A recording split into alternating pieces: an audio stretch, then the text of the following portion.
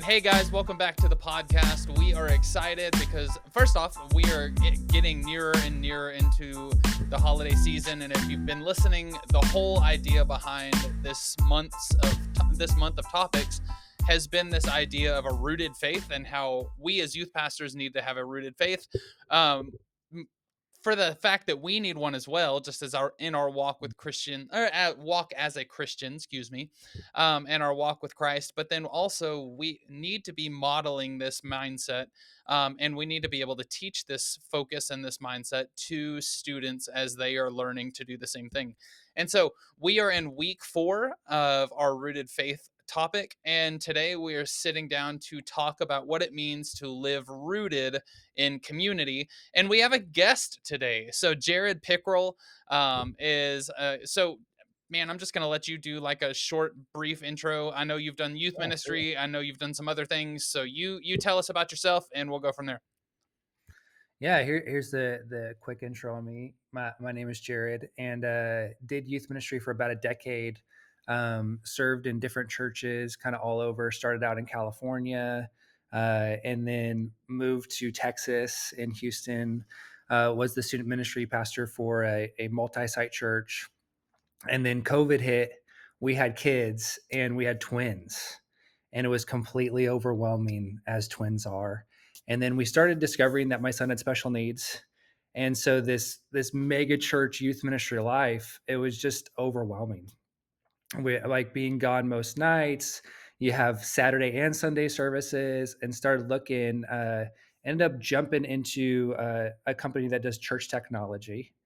And in the last year, so that was about 4 years ago, in the last year, started a new platform for youth ministries called Fresh Fire App. And the whole idea is helping students build the rhythms and relationships of a lasting faith. And yeah, it's been a lot of fun, but thanks for having me on.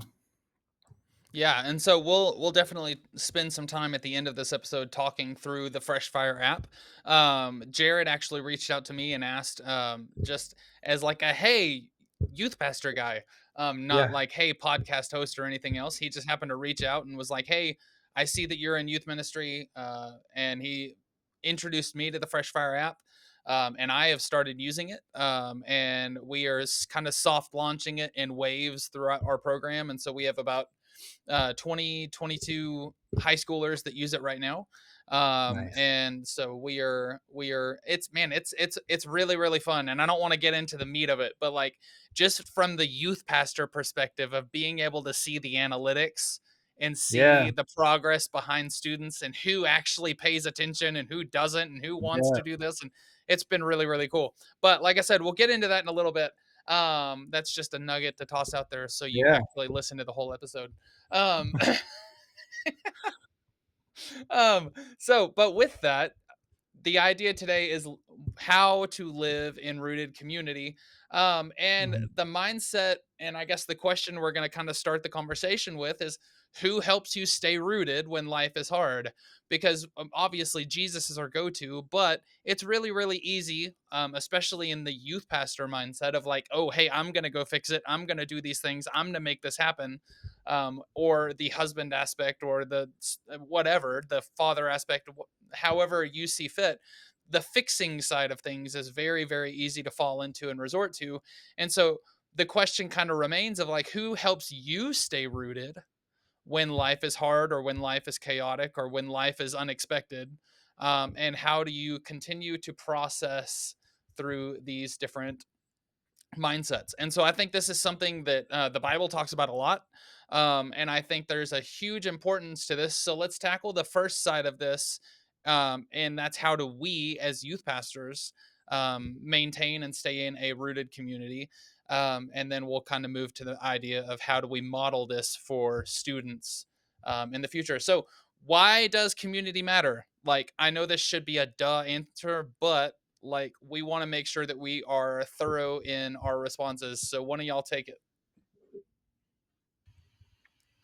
David, do you Go want me ahead, to take it, Jared. or do you want to take it? Yeah, go for it, man. I mean, yeah, I think it. Just when you think that the cliches so often are true. Like when you look at somebody's life, like, hey, you look at your closest friends, like you're going to be the average of that. And so when you look at even the most important things of in life, where like, hey, your walk with Jesus, if you don't have like an average of friends that have a really strong relationship with Christ, like you're going to be somewhere within there. And if you're constantly pulling, I mean, we preach on this all the time, but if you're constantly pulling the average up, it's like the cliche, like if you're the smartest person in the room, you're in the wrong room. If you have the strongest faith out of all your friends, you probably need to find some friends that are pulling you up, and really helping you in your faith. Um, yeah, I just think so often we have a little bit of a superhero. At least me, I have a superhero mentality, where all of a sudden I become the savior instead of Jesus, and it just gets dangerous, where it's like I need people around me that are going to speak truth, because so often we're not getting told truth by culture, by just other people in our life, and we need that. Yeah, Yeah, that's good. I think of Exodus chapter 17, where Moses is up on the hill or mountain. I can't remember exact terminology there, but Yeah. they're in battle against. I want to say it was the Amalekites. Should have read it. I didn't think about it until you literally said the word holding up. But again, Moses and he had the two friends that were literally holding his arms up, because as long as his arms were raised, the Israelites would win. But if he let his arms down, people start dying. And so he literally Yeah. has the lives of his people in his hands. And Hmm. it, and I think it's such a good picture for us as pastors is we have to think about it in a similar way. No, people aren't going to die if we put our hands down, but at the same time, we are holding people's eternities. But that doesn't mean that we're the savior. Of course, God is the savior, but we are holding this opportunity for people to encounter Jesus. And so we have to start asking ourselves who's actually holding us up in that. And we have to have that community. And I love what you said there about having people like if you're the smartest person in the room, go find some smarter people, go find some more faith filled people, and allow them to raise you up while you continue to do the work that God has called you to do. Yeah, And definitely. also, No, and I you're good. Go ahead. no, I was just gonna say, and don't make it difficult for them. Like one of the things that like sticks out to me within that story that I think is so strong is, hey, Moses sits down. He's making it easier for them to raise up his arms. So just thinking through, hey, am I inviting people into my life in such a way where they could speak into my life, where they can lift me up, or am I making it difficult for them? Like, is it hard for people to speak into my life? Are they like kind of walking on eggshells around me, just going, oh, how's Jared going to respond? Oh, like, did I catch him on a good day? But really just getting the point where I think oftentimes we want to live, we have the right intentions. If you think about like the principle of the path, it's not your intentions, it's your direction that determines your destination. And so I think with it, it's, hey, are we putting in place the right people in our life to speak into our life? One of my favorite stories is like the story of Naaman in the Bible, the guy with leprosy in the Old Testament. And leprosy, I think for a lot of folks that struggle with like performance addiction and just being a high performer, I think Naaman's a great story, because he's this guy that's like, hey, he's a general, he's a warrior, but he has leprosy, which means he probably can't feel a lot. And I mean, that's a superpower when you're in battle. It's like, man, somebody cuts you and you're like, I feel nothing. But it's also kryptonite in your home. It's like, oh yeah, your daughter goes to you about something. It's like, I feel nothing. Like it just doesn't work really well. But one of the interesting ones that I just think to in that story that I think is so strong, it's the people that, hey, it's the servant girl in his home that says, you need to go find the prophet. He can heal you. And then once he finds the prophet and the prophet doesn't say or lead him the way that he wants to go, it's the servant with him that says, hey, if he told you to wash in this river or in this river, you would have done it. Like you want to earn your way to this. But it's that person that goes, hey, just do it. And do we have those people around us that that feel the freedom and we've built the trust with to really speak honestly into our life. Yeah, no, man, that's good. That's real good. And it kind of it leads me to two thoughts. First off, Hebrews 10:24 and 25. It says, "Let us not consider one another in order to provoke love and good works, not neglecting to gather together as some are in the habit of doing, but encouraging each other, and all the more as you see the day approaching." It's just the mindset of like, there's multiple writers in the New Testament, whether you want to say that's Paul or someone else in Hebrews. Um, the mindset behind it is just this, like, we are meant to be together, and I think the early church realized that far more than we do today, and that's kind of a crazy thing to think of. But it's just this mindset of like the importance of being together, but not only the importance of being together. I'm a firm believer that you need to have two groups at least in your community, because like you said, you need to be the one that is the mentor in a group, to where you can shed wisdom and you can share insight and you can work towards bettering other people. But then one of my favorite things and one of my one of my favorite phrases is, I love being in the room where I don't feel worthy to talk. Like, because of the wisdom and the knowledge of everybody else in the room. And so you need those both situations. For me, like, I love being with younger youth pastors. I love with the ones that like spending time with the ones that might not be as experienced. I love helping and giving that insight and wisdom when I can. But at the same time, as far as my faith and my understanding of the gospel, I'm in a men's Bible study on Tuesday morning, and I bring down the average age in that group probably by 25 or 30 years, and it's fantastic because I feel like most of the time I shouldn't speak, and probably I speak more than I should. But it's just the mindset of having those people that have the experience and the wisdom and the insight behind their faith journey. Um, like, you have to have both.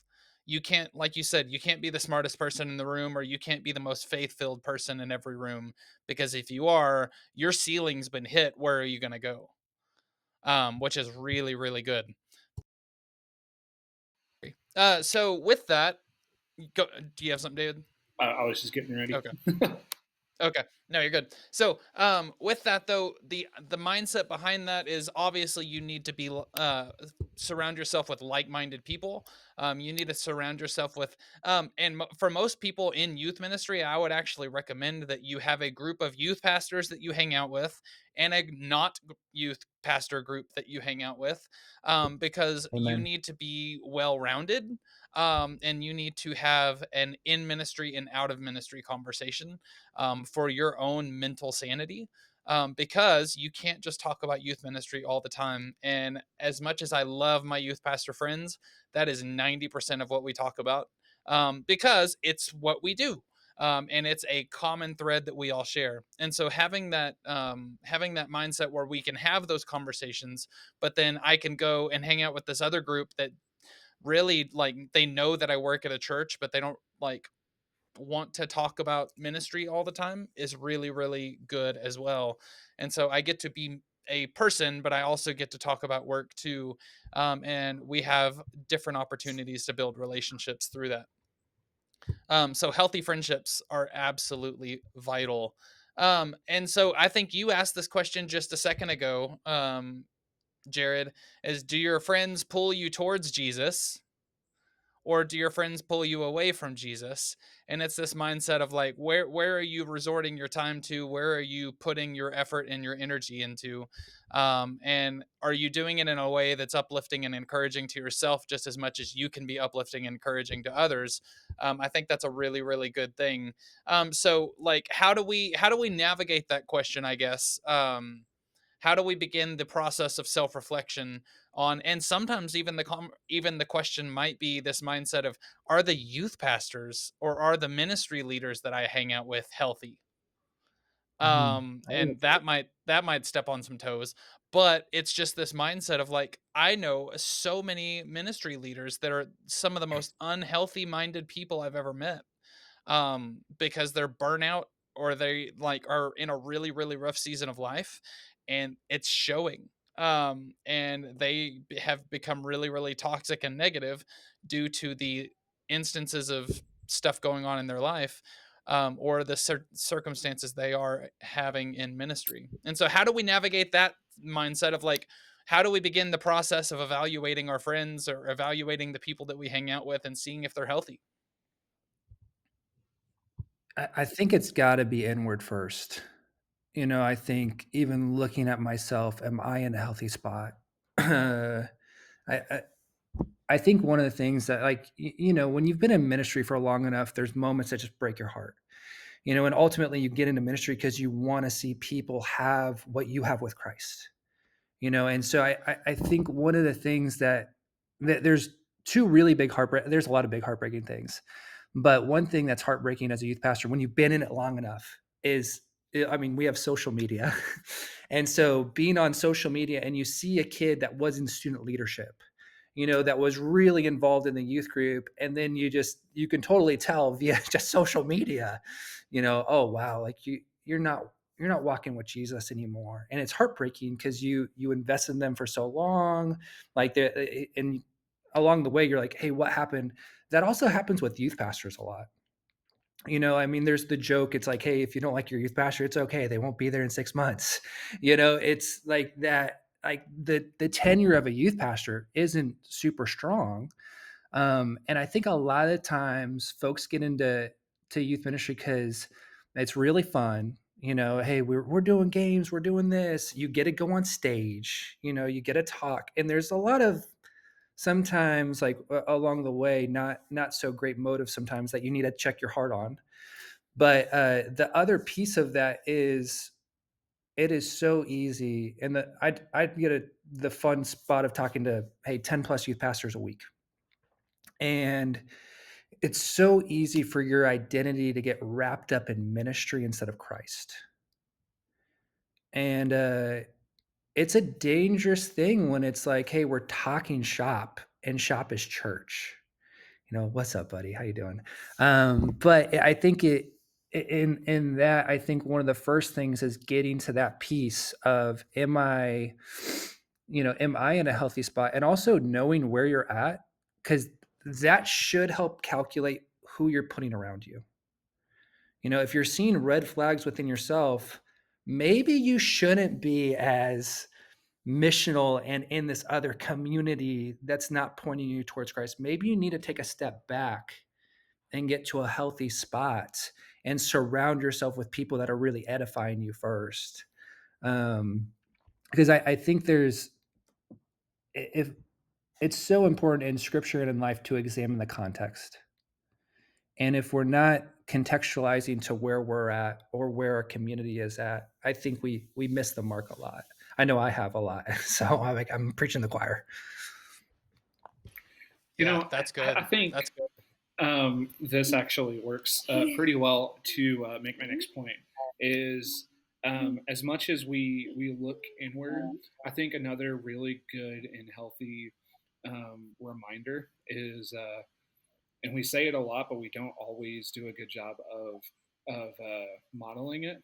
But our family is supposed to be our first priority, our first ministry, and oftentimes, so in a situation like today, there was a water main break at my kid's school, and so he is hanging out with me today. No one want to say hi to everybody? um, and so he is super ADHD, and getting him to be still and quiet to record a podcast is hard. And we had a whole conversation leading up to recording today. But the truth is, the God honest truth is this: he should come first. And in a situation like this, it's okay to be interruptible. Even though I told him to stay on the other side of my office, he came up here and he's been poking me. He's been 670 all the stuff, pretty much the entire episode, because he just wants to be close to me. At the stop. Let me make my point, okay? At the end of the okay. All right, we're gonna go sit back down, okay? All right. But at the end of the day, this is our priority, and it's okay to be interruptible.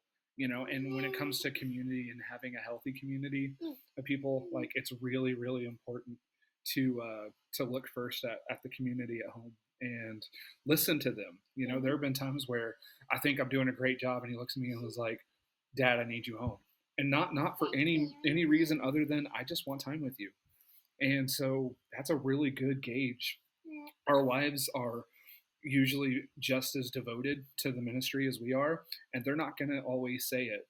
But our kids have no problem saying, "Nope, you're working too much. Go home." For my son, it's "Let's go play hockey together," you know. And so, anyway, hey, can you go back and play on your Lego thing? Say bye, everybody. Say bye, everybody. David, I think Yeah, that's so strong. yeah, I think it's that's so great stuff. Great stuff. No, and I think I think that's a really, really important mindset to take. And we say that all the time. And Jared, you made a comment earlier about the whole like this high energy and like this like captivating them with games and like lights and all this stuff. And it's something that David's said on here multiple times of what you win them with, you keep them with. Mhm, And it's just this mindset that we have to focus in on the things that actually do matter. And if I think the biggest problem with youth ministry now and the ministries that are struggling with that is just this mindset of we aren't articulating the importance of what those things well. We are not telling people, or we are not telling students, we are not modeling to students the importance of those things in our lives. We are not modeling the importance of family first. We are not modeling the importance of faith over family. And then we are not modeling the mindset that your faith and your job are two different things. And mhm, I think a lot of times we get into this workload bubble to where we immediately tie in this mindset that our personal faith with Jesus is our job. And we get into this like almost like success failure mindset of like I'm not being a good Christian if I don't spend all my time up at church mhm, ministering to kids and being there and being involved and stuff like that. But in the same light, and I heard someone say this in a conference at one point, I don't remember who said it, but they said if your mindset is that, you are robbing students of developing a personal faith.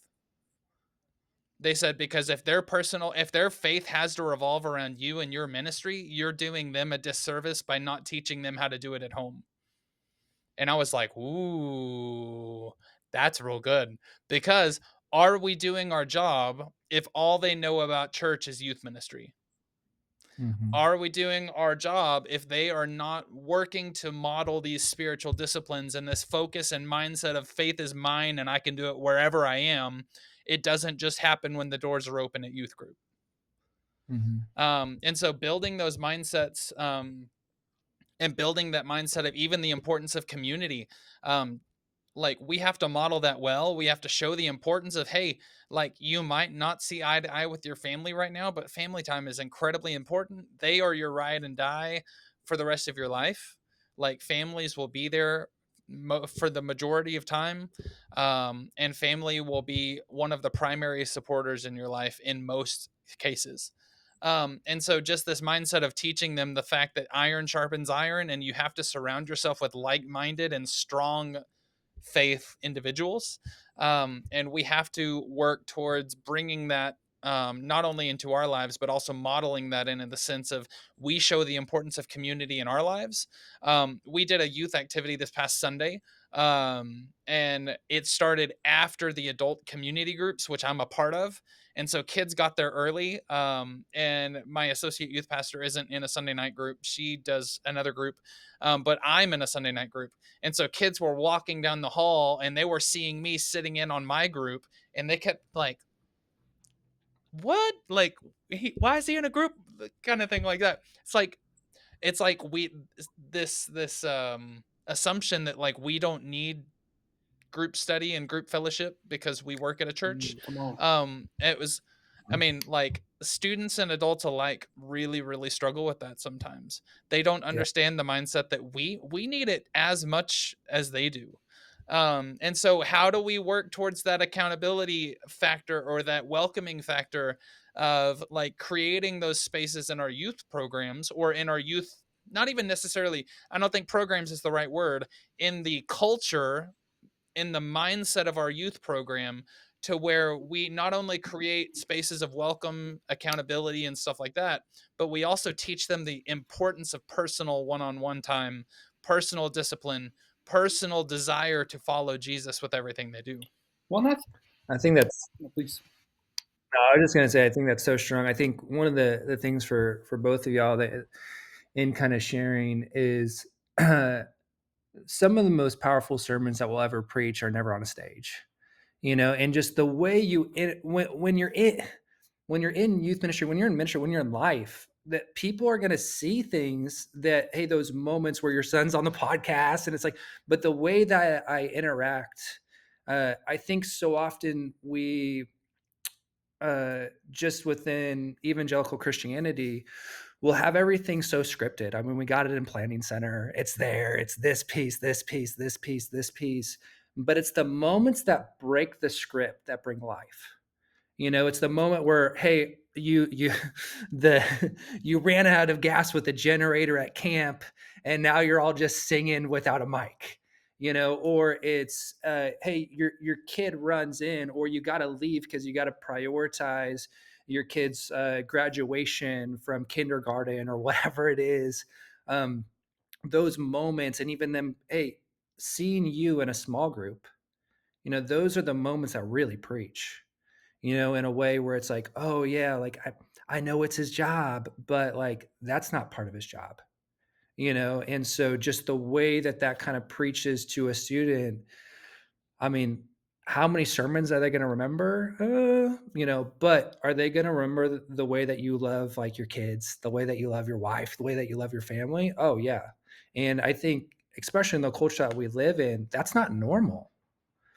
You know, so I mean, just a student being able to see that and the way that preaches to them, I think is so powerful.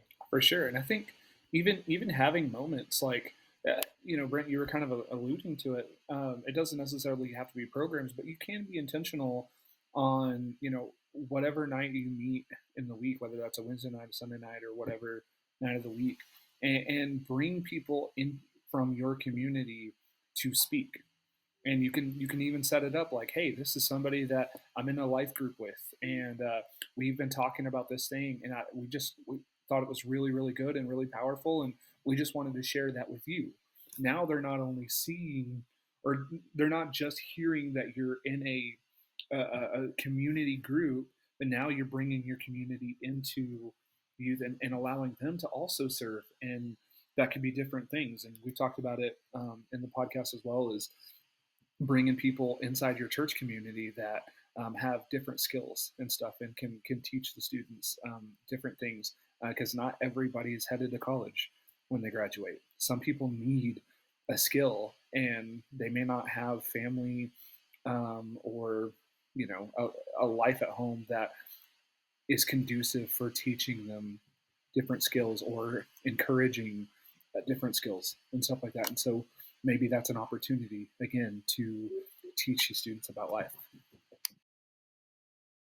Yeah, and I mean, I think we as a society have really, really, especially in that college aspect, and this is something we've talked about a couple times on here. Um, like we need to change our vernacular on the idea that like college is a necessity, because I genuinely feel like we're moving into this era of blue collar jobs, which are going to come back because they are the jobs that take less schooling. But they're the jobs that are actually needed in the world today. And so one of the things that we've really really I try to push with my students is just this mindset of like even showing the importance of, because most, I mean, let's be honest, most parents want their kids to go to college. They feel like it's this like banner of success that's going to like emblaze their future path and all this stuff. And like in all reality, like some like that brings super super heavy anxiety and worry into a lot of kids. And so it's like my I don't say where are you going to college. I say what's your next step? Like, and it's just sometimes even the mindsets of like building those cultures and those dynamics of like even how we say things, even how we speak towards things. What's your next step? Like, what is God calling you to do? I have a student that's a senior this year that's really really passionate about theater, has been passionate about theater for a long time, wants to go to theater school, but she's struggling with this aspect of like, I don't want it to be everything that I do. I want to be a worship leader too.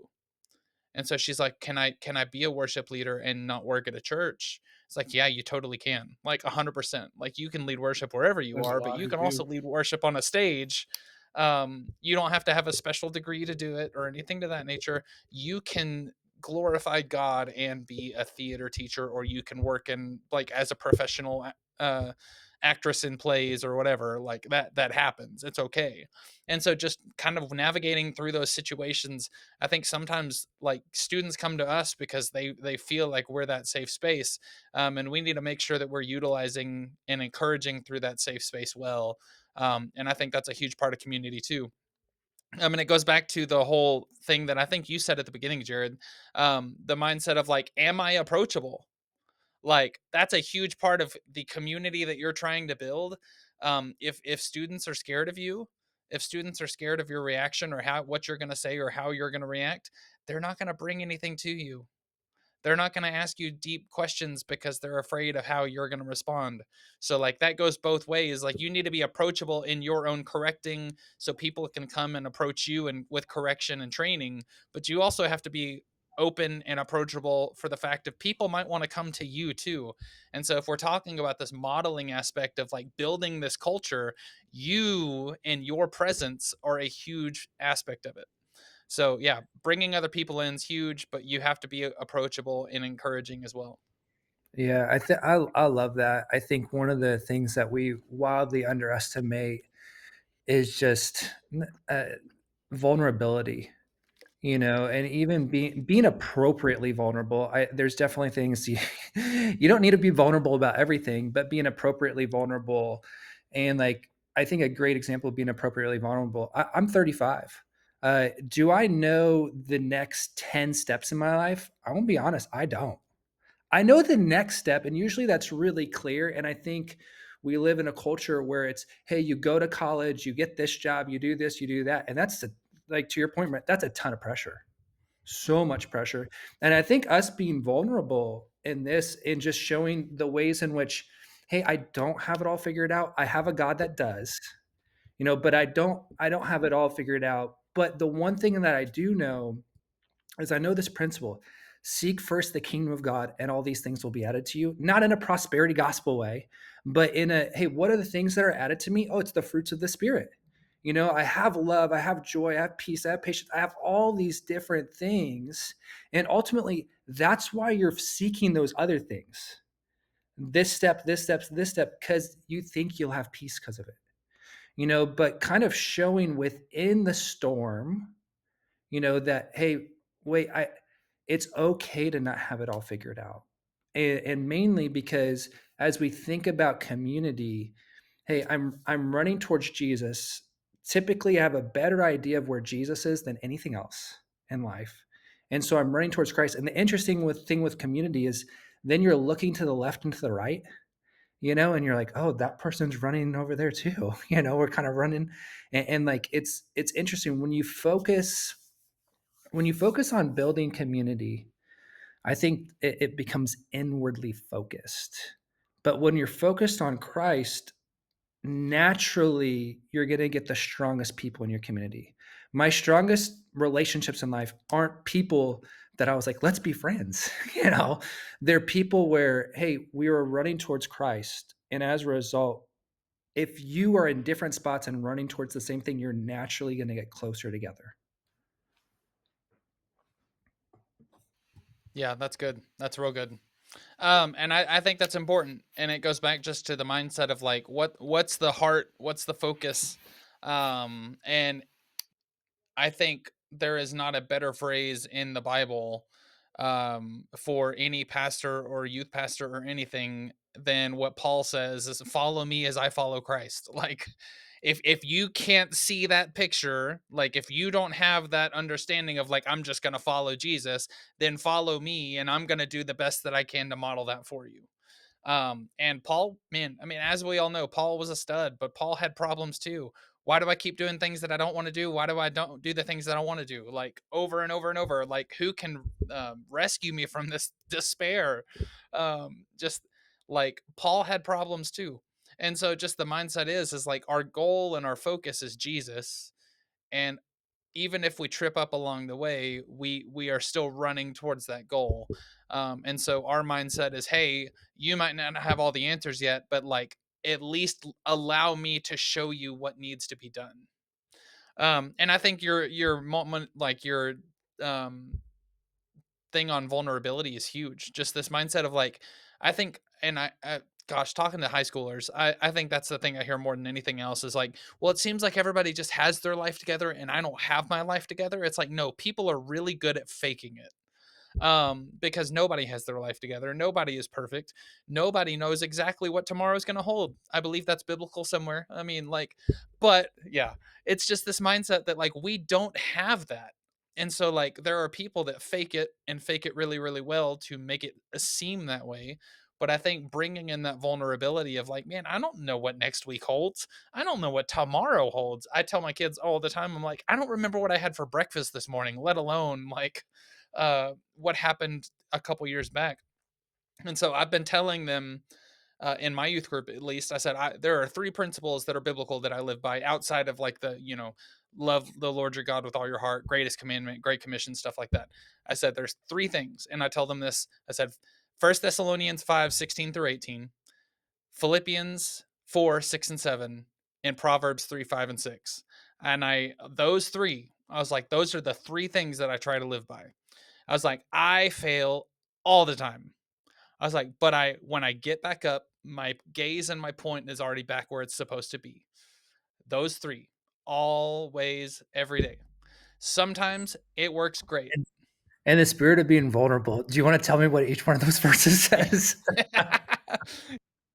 Yeah, so First Thessalonians 5:16 through 18. I'm probably gonna butcher it verbatim, but it basically says, rejoice constantly, pray continuously, for this is the Lord's will that he has for Good you. summation. Um Proverbs 3:5 through 6, trust in the Lord with all your heart, lean not on your own understanding. In all your ways acknowledge him, And he will then guide your path. and all yeah, I'm summarizing, sir, but I appreciate it. And I then like Philippians 4, this. 6, and 7. Don't be anxious about anything, but through everything, basically present your Mm, requests to God, and God will cover it. Like it's good. so, those three things, man. And I think it's one of those like we just going back to the whole follow me as I follow Christ. I think sometimes like we present these scriptures, we present these ways to do life. I mean, I was having a conversation with a family member this past week, because we sell this past weekend we had my grandmother's funeral, um, Mm, and before the funeral this past week, I was just telling this family member I ate lunch with them, and I was like, I was like, I really don't. I'm not gonna say I don't do anxiety, but I avoid it like the plague. I was like, mhm. and they were like, "Well, I just don't understand how you do that." I said, "Proverbs 3." I said Philippians 4, 6, and 7. It's like, if I feel it, I give it to God. It's not worth carrying. Well, So good. it's not that easy. No, no, it is. Like it really is. Like all you have to do is do it. Like, Right. Well, in Proverbs, I think lends to that as well. Because I mean, if you were to boil it down to its simplest principle, it's trust, obey, God will make a way. That's yeah, that fits every single life situation, whether it's high or low, anxiety, pressure, struggle, you name it. I'm going to first trust in God. I'm going to obey the things yeah, that He's telling me to do, and then I'm going to follow the path that God has made for me. I don't yeah. have to No, know where definitely. I'm And going. yeah. And I think that's the mindset, like going back to the whole Paul, follow me as I follow Christ, is maybe it's hard to actually do. Maybe they are like, well, I get that, but I don't know how to do it. That's why you're modeling. Like when students, and we're going back to student ministry, but it's adults too. When people in your life see you model that, then it becomes oh, I don't really know how to do it. It's like, oh, I, I think I could do that. Maybe like I can give it a try at least. And so like that goes back to this modeling and where you're in two groups, going back to what I said earlier, where you have like the group where you're learning from other people to where you're like, man, I really don't know. Like that's a hard thing to grasp. And you have people in your life that are like, no, it's really not that hard. You just got to do it. Let me show you how. And then you can do that for other people that might not be in the same stage of faith as you are. And so having those two different natures and those two different points of faith, or like two different groups in your community, are really, really important. Um, any closing thoughts, comments towards that? Because we're kind of making a transition out of that for the remainder of the talk. I think it's good. Okay. Yeah, and so with that, I mean, I already, like I said, past we've really been trying to throw more and more scripture into these and throw more and more challenges for the people that are listening to kind of not just listen to this and really not have any practical application of where I can take the conversations. But the tie-ins today, as far as Bible, we already read one of them, Hebrews 10:24 and 25. The other one is Acts 2:42 through 47. I feel like a lot of us know that one. But it's just this mindset of like, don't, basically they devoted themselves to gathering together, breaking bread, fellowshipping, and the importance of that community. And that's the early church. It was something that was foundational in the development and understanding of what church was. We can't stop doing that. Yeah. And so make sure that you have your make sure that you have your church, make sure that you have your group. And I'm not saying that your church can't be your church. Like that's totally like my church is. I'm super involved and super plugged in all aspects of my life through my local church, and I'm a firm believer that everybody can. You just have to find the right group to be a part of. And so please, if you're not finding that connectional point, look for it, because it's super important to be a part of your church, not just lead it. And so yeah, very important. But early church rooted themselves together in fellowship, and out of that it grew stronger and stronger and stronger. And it's something that, like, I mean, obviously has withstood the test of time. And so if we resort to the same practice and the same policy, we can do it too. Um, and so challenges. Obviously we try to go two different approaches with this. Um, so challenge for leaders today, just for the ones that are listening, is the mindset of like, reflect whether your group fosters deep or shallow connection. Is your group deep right now, or are you shallow, surface level, and where do you need to dig to get it deeper? What do you need to remove? What do you need to prioritize? What do you need to focus on? How are you building relationships and developing that community, and showing the importance of developing that On that community? point, um real quick, yeah. I think one of the things to help break out of the rut, because when I got here, I love this church, I love this youth ministry, but it was definitely a more focus on the fun and games perspective, which isn't necessarily a bad thing. Brett and I have talked a lot about it, though. Games are not our focus at all. And as much as I love it and it's fun, ultimately, if today is the last opportunity I have with you, then we're going to talk about Jesus, you know? And so trying to help do that. And so one of the ways that we were able to sort of break out of that is to do different things at different places. So sometimes that means like actually leaving the church and going somewhere where the focus isn't going to be on games. So like one of the things that we did is we went to Abilene, close to where Brent's at, to the Abilene Christian University campus, because they have different spots there that invoke deeper thought. They have statues, they have art, they have words written on the sidewalk and different things like that. And so they weren't really focused on playing games when they're like trying to figure out what these words are, because it was like a sentence, but they would have a word here, a word over here, a word over here on another stone and stuff. And like before long, they're like actually trying to figure out what it says. And then there's this like big statue of Jacob's ladder, and they're like, "What do you think that means?"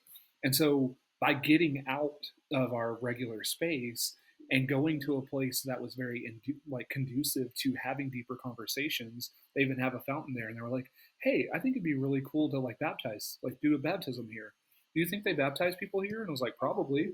And then before long, they were asking the questions like, man, I've never been baptized. Like, you know what I mean? And so then it was a very good and conducive space to breaking out of the typical rut, because there's an expectation when you go into certain rooms in our church, because they know, hey, these are fun rooms, these are serious rooms. The sanctuary, serious. These rooms, fun. And so breaking out of your typical mold can really help add to the deeper conversations with your students. I love that. One thing that I was thinking about when you asked that question, Brent, of hey, reflect on whether your group fosters deep or shallow connections. Um, Deep connections are messy, so I think that is like an important thing to think through as you're looking at things. It's not that we're pursuing mess, but when you get closer to somebody, you I mean, just reality is life is messy. It's a broken, fallen world. And so if everything is kumbaya, if I think a lot of times we think depth is like exegeting the word or what I mean, all these different really spiritual things, but uh, if you're not really, if you're taking off the mask and you're getting real, and I think one way that you could get, I mean, getting back to the vulnerability piece, vulnerability begets vulnerability. If you lead with it, people can't help but go, and then you're giving permission as a leader. You're like, "Oh, I'm being real," and then everybody's like, "Oh, you could be real at youth group? What?" Like I could talk about my relationship with my boyfriend or girlfriend or whatever it is. I could talk about what's going on at home. I could talk about not knowing where I want to go to school, or if I want to go to school at all. Like whatever it is. I think like to the youth pastor that's brand new at this, and they go, "Wow, this is incredibly messy." Man, you're probably doing a lot of really great ministry. Yeah, and lean into You that, those vulnerability moments, because I mean we're currently in a relationship series where we've broken up our guys and girls on for during our Sunday school hour, and it's all because I had one student ask a question like, "What is expected to me of me in a relationship?" Because my parents are telling me this, the Bible says this, the world is saying this, and I'm just confused. And it was such a good question. And then like that led to another student saying, "Well, what about this? What about this? And how do you handle breakups?" And like by the end of the morning, I had a list. I'm not even lying, of 27 questions that the students asked. Because the moment someone asks a question like that, my phone immediately, my notes app is out, and I'm writing it all down constantly. And when it was all said and done, I had 27 questions, and I said, awesome, let me have a conversation with our adult leaders. We're going to do a relationship series. Like this was on the fly. And I was like, okay, give us a couple of weeks to kind of flesh this out and decide what we want to do. And let me have some conversations with your parents too, because I want to know what I'm allowed to talk about, what I'm not. And we're going to jump into it. We're in week 4 of our relationship series. And that was because one person chose to be vulnerable and everybody else allowed that. And because they allowed that, now we're having really, really good conversations um, about what's okay, what's not, what's the culture tell you, is that real, is that okay, is it not, what does God say about dating? And it's been really, really good. And you're right, vulnerability begets more vulnerability. Well, and this is just a real small side note just to kind of toss in here, and I don't want this to become a conversation because we don't have time. If you're struggling on where to take your youth group content wise, ask them. Like, you literally will never run out of topics. Now, with that being said, they might ask you 15 times to do a series on identity. It's because identity is huge to them right now. So you can trickle in some things that need to be talked about. Like one of the things we just finished talking about is sanctification, the art and the process of becoming holy. And my kids didn't ask that. It's something that needs to be covered, but I also trickle in different opportunities where we're going into a series that is 100% derived from students where I just asked the question, where do we need to go next? And they were like, how do you hear from God? I was like, okay, yep, that's a good one. So we're going to spend weeks on that. And that's the next direction that we're going. And it's okay. I think somewhere along the lines, we feel like we have to have 12 months planned out ahead of time. And like it needs to be organized and structured and all this. And I'm all for that. Don't get me wrong. I plan typically anywhere from probably 4 to 8 to 10 weeks in advance. And so that's a good chunk of the year. But with that being said, like you don't have to. And sometimes the spirit will lead kids to ask questions where they need to go. And you can run with that. Like I said, don't want that. That's a conversation for a whole nother podcast episode. But I do think it's important, just the mindset of like, if you're struggling, ask your students. They will tell you what they want to learn about. And you can build your lessons around their curiosities and questions, because at the end of the day, you're trying to answer questions and you're trying to teach them what they're actually struggling and going through. So um but so with that, I think we have done most of the topic at hand. The only other challenge I had for this week, and this is just a challenge for your students, and there's 100 different ways that you can do this. Challenge your students to talk to someone new this week. The first way that you build relationships is open your mouth. You have to talk to people. And so challenge your students to get out of their comfort zones, get out of their bubbles, and go talk to someone that they've never talked to before. And that might spark a completely new opportunity for them to build relationships with people that they would have never ever dreamed about doing.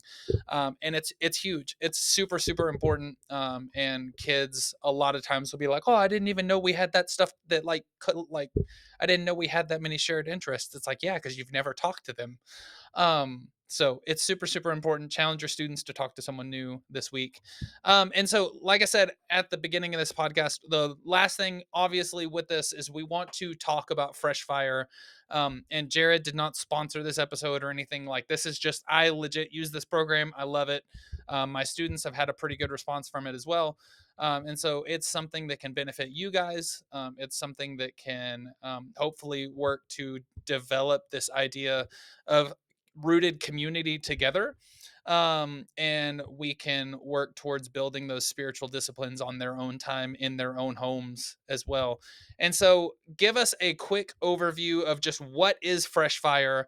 And then Jared, I will go in and I will pull up the admin dashboard so people can see that as well.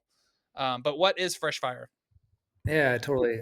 I think going to the why before the what, the why exists. Like what we're trying to build right here is a platform that really helps youth pastors uh, have students develop the rhythms. And so by rhythms, what do I mean by that? Hey, Bible reading plans, but the Bible reading plan is actually built off of your message.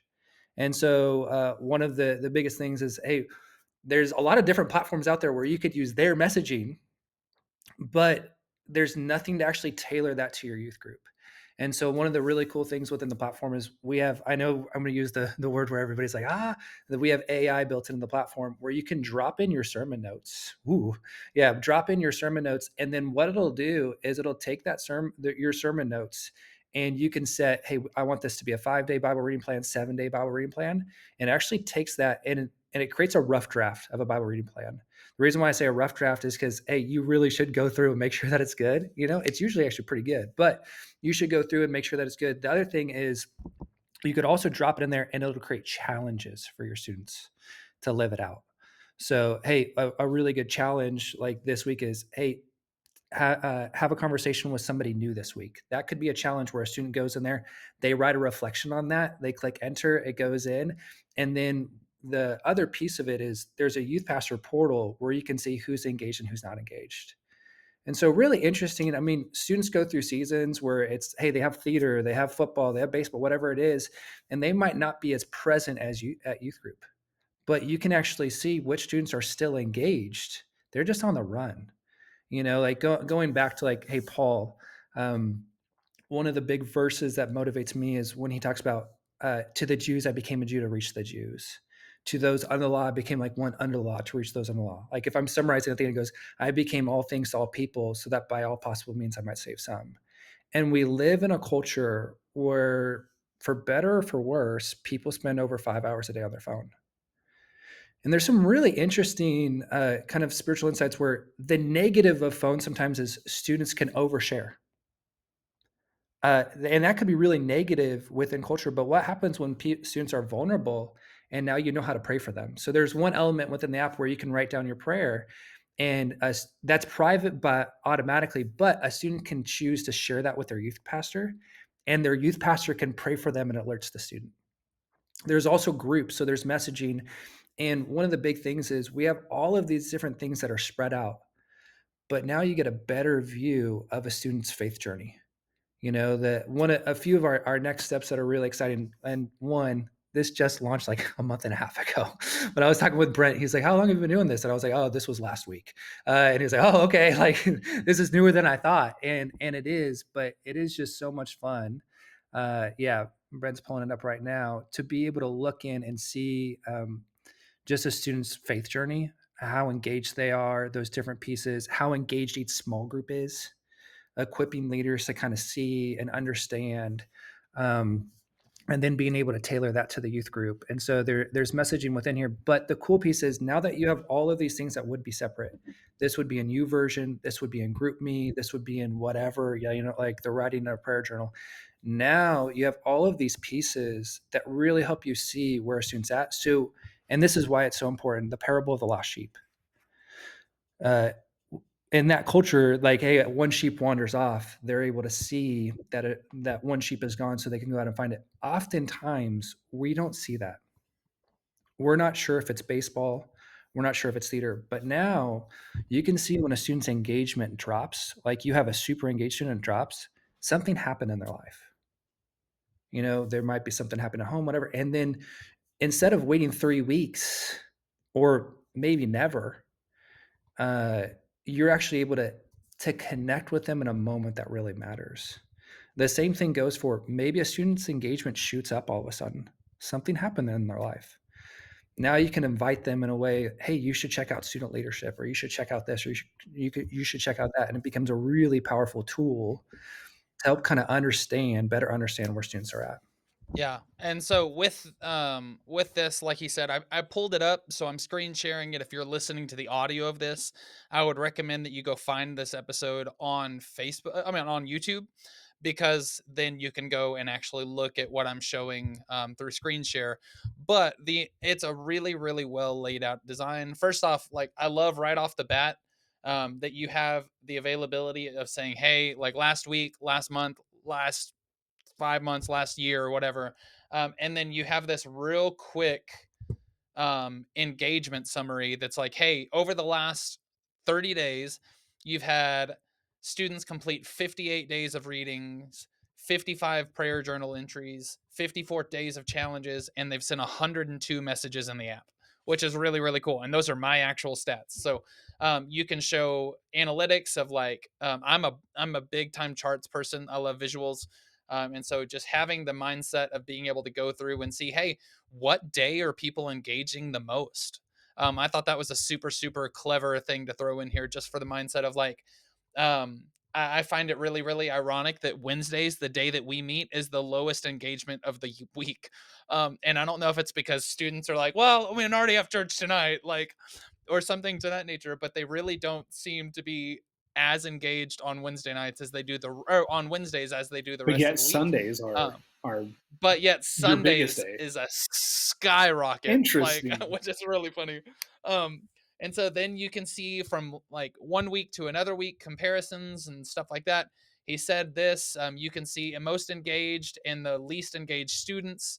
You can see, you can set up groups to where there's like junior high or high school, or if you have a Bible study that meets, maybe you want specific to that small group or that Bible study. There's tons of different things you can do. And just for the people that are watching, I was going to do it real quick to show you how easy this is. Like, legitimately, this is the easiest thing in the world. So you go to library, you click create, and say, hey, I want to do a challenge. So I'm going to do a challenge for the next 7 days, and I'm going to copy and paste my. Oh, uh, okay, so I didn't take, because of all the spaces, it didn't take all the stuff. But so I'm gonna take and just copy most of my lesson in here, and I'm gonna generate with AI of a week of challenges for my students that I can just immediately throw in the app. They can they can set this challenge for the week. Um, and it does not take long. Even though it's 7 days, it actually still is pretty relatively fast for how much content it's creating. And then it stays in your library, which is probably my favorite thing, because if I teach on this next year, or if I teach on this in 2 years, I still have the opportunity to come back and look at this, which is really, really cool. And so there is each day I can go in and edit each day. And it's just a real quick passage of scripture, talks about the content, talks about the biblical context of why, and then 3 reflection questions. And so as easy as that, obviously, like you said, you probably want to go back in and check and make sure everything's good. But for the sake of time, all you do is create challenge, and it's here. And Wow. it's in my library. Students can find it on their apps as soon as I publish it. And it's super, super cool. Like, I mean, such an easy way to do it. I know AI gets a bad rap, but AI is a resource just like everything else. Mhm. AI is like commentary in my mind. If I take commentary and quote it verbatim, I haven't done my job. However, if I use commentary as a resource, commentary is a great thing to have. So, we're not going to get into the conversations of like AI is the devil or anything to that nature. If that's your belief, I respect it. That's totally fine. But I utilize the resources that are available and use what I can. I The other thing that I really loved is you can do push notifications. And so everybody that has the app, I can send out messages, and so I can send it specifically to small groups or to the whole ministry, stuff like that. Really, really cool. I can go in and look at individual student profiles and see what they're doing. And I can see individual students on where they are doing. Like this kid has been in the Bible for 21 days straight, which is awesome. Like, love it. Love the streaks. I challenged my kids with the idea of the streaks, and I incentivized the streaks. So I said, we will look each month, and the person that has the longest streaks will get a prize, kind of Yeah. thing like that, just to I love that. promote and show the importance. But I mean, like this kid's killing it, and it's really, really funny because everybody else is doing messages, so like everybody sees each other completing that, and like a lot of times it's just like for the streaks, for the streaks, for the streaks, and that's all the message is. However, he is not sending any messages. That's the one he doesn't Yeah, care about, but it's showing in every other dynamic of his that's awesome. but so it's really, really cool. It's a very, very unique mindset. And man, it's such an easy way to track things. And like you said, I mean, your roadmap is huge, with potential of incorporating into Planning Center and doing all kinds of other things. And so, man, I'm excited to look to it in the future as well. If you want to learn more about it, it's, correct me if I'm wrong, freshfire.app. Yep, just Yeah. www.freshfire.app. Yeah. So, And so yeah. you can look it up. It does cost, but I think for what it's worth, I think the cost for most youth groups it's affordable. Mhm. I totally talked to Jared and I was like, hey man, my question is I don't really know if my students would use it or not. You get a trial run. Yeah, you get So 30 days free. yeah. So you get a month free of if your kids use it or not, and then the monthly payment starts going. Yeah. But I think it's pretty reasonable, and it doesn't matter how many kids you have in the app, which is also cool. It's how many Yep, kids that are active, which is really, really cool. So if I have a youth group of 80 kids and I throw in all 80, I don't have to pay for 80 if 15 actually use it. yep. So And the other thing that I would just say is if cost is a barrier, because I know every youth group has a different budget, uh, feel free. You could reach out to me, Jared at simplefreshfire.app. We'll meet you where you're at. There's a few folks that even youth pastors where it's like, hey, our budget just got massively cut. Okay, like let's give you 6 months free. What does it take for you to have the right tools? I mean, at the end of the day, it's about the kingdom. And this is a tool for the kingdom. The reason why nobody's built something for youth ministry is because there's no money in it. There's no money in it. But it's like, hey, within this, students are on their phone the most, it makes the most sense from a kingdom perspective to build this. For sure, for sure. No, 100%. 100%. But with that being said, we are over an hour, which we haven't done in a while. Totally Love it. fine though, because it was a great conversation, and I love the fact that y'all we got to show y'all fresh fire. Like I said, if you're listening to the audio in the last 10 minutes, 15 minutes of this conversation, we're like, what's going on? Go to YouTube, check out our video for this episode. That way you can actually see what I was showing you on the screen share, because it's a really, really cool app, and it kind of gives you an opportunity to look at the admin dashboard before you kind of jump in as well. But Jared has really, really worked great things into this program. Like I said, he has a heart for youth pastors, and he is willing to work with you to make this affordable for your group as well. So definitely check it out, www.freshfire.app. And I'll include it in the show notes on social media. I mean, on social media and the podcast information as well. So you can find the links in all of the different uh, descriptions for the episodes. But with that being said, Jared, man, what a pleasure.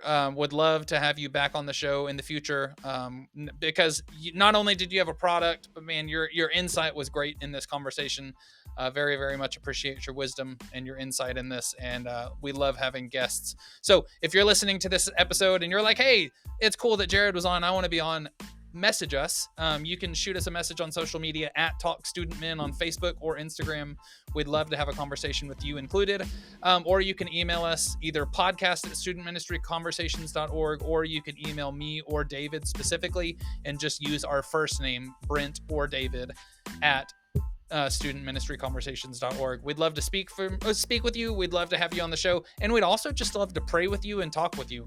If you're going through stuff and you just need someone to listen, we are here. We say that every week, and we mean it. And so if that's you, please, please, please reach out, because we want you to know that you're not alone, and that we are here for you just as much as we want to equip you and inspire you and encourage you to be a better youth pastor for the church that you're serving in. But until next week, we hope you have a great one, and we'll see you next time.